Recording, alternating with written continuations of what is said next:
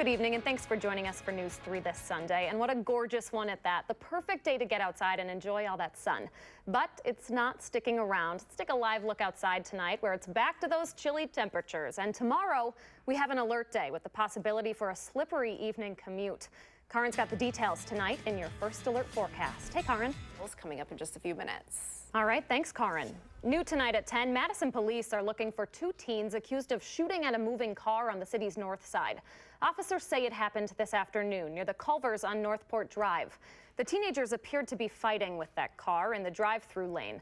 When the car pulled out, the teens fired at it and then ran off. No one was hurt in that case. Officers say it does appear to be a targeted shooting. Police in Fitchburg are looking for the driver who crashed a car into that building right there today. Some pretty bad damage. It happened along Leopold Way off Fish Hatchery around 10 this morning. The car drove over a parking barrier and crashed it into that apartment with people inside. The damage so bad there, the residents had to be relocated tonight. Anyone who knows something or might have seen that crash should call Fitchburg police. A local woman has her stolen belongings back tonight, thanks to help from police and her own quick thinking.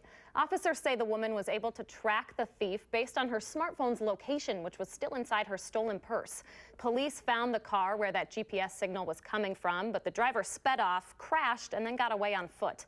The woman now has her purse back, and police have a good idea of who that thief is.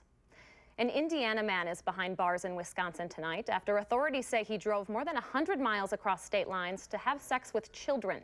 56-year-old Richard Barney is facing 6 felony charges. That includes 2 accounts of attempted sexual assault of a child. An undercover investigator caught him through a Craigslist sting, posing as the mother of an 11 and a 15-year-old girl. Barney was trying to meet the girls and their mother in front of a Racine County business. He was met instead by law enforcement. He's being held on a $100,000 bond.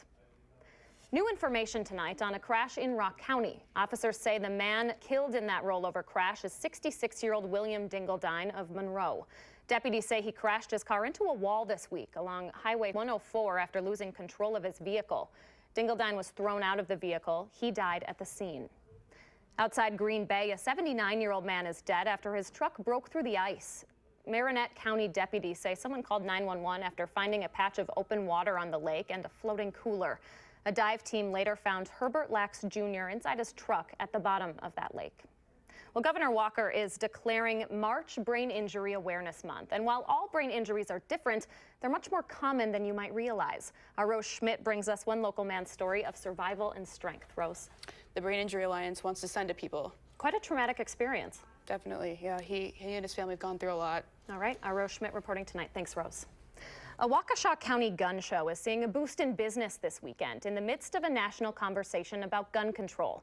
The show's director says the increase in interest is because some gun owners are afraid of a future ban. This comes about 2 weeks after the Parkland, Florida school shooting. The president has called for tougher background checks and for raising the minimum wage to buy assault weapons to 21. Anytime that there's a shooting of any kind, or a bombing or a stabbing or a terrorist threat, people are buying ammunition, buying weapons, buying body armor. Since then, though, the president has tweeted about a positive meeting with the NRA, and a lobbyist from that group claimed that Trump has backed off from his support for gun control measures. On March 14th, students across the country plan to walk out of the classroom in support of tougher gun laws. Today marks the start of National Consumer Protection Week, and to help you protect your personal information and your finances, News 3 is offering a unique event so you don't get scammed. It's this Wednesday, March 7th, from 12:30 until 2 p.m. Join our own Adam Schreger at the WISC-TV Channel 3000 Facebook page for a special Facebook Live conversation. We're partnering with experts from the State Bureau of Consumer Protection, the FTC, Department of Financial Institutions, and the Better Business Bureau, all to take your questions and talk about the latest scams. Join us live for that event or tweet at us with the hashtag #Don'tGetScammed, and we'll help you protect your personal information. All right, if you've got some dusty reference books or old novels sitting around on your shelves, there's a local group looking to put them to good use. The UW student organization Cora is holding a collection this week for books to send to people in prison. They're partnering with the local nonprofit LGBT Books for Prisoners. Organizers say accessing LGBT topics can be difficult for people behind bars. This drive helps address that problem. I feel empowered seeing our community, Madison community, coming together and learning about topics that they were not aware of and just striving to get more involved. The UW-Madison Book Drive ends this Friday. You can drop off donations at several campus buildings like the Student Activity Center, the College Library, and the Red Gym. Bowlers from across southern Wisconsin are trying to strike out colorectal cancer this weekend at UW Health's Bowlin' for Colons. For the past 8 years, one Madison man has honored his mother's memory and packed the house to help others. Our Dave Caulfield has more.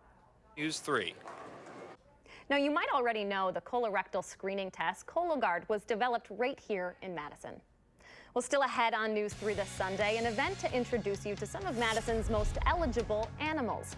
An event to help get more local dogs adopted when we return.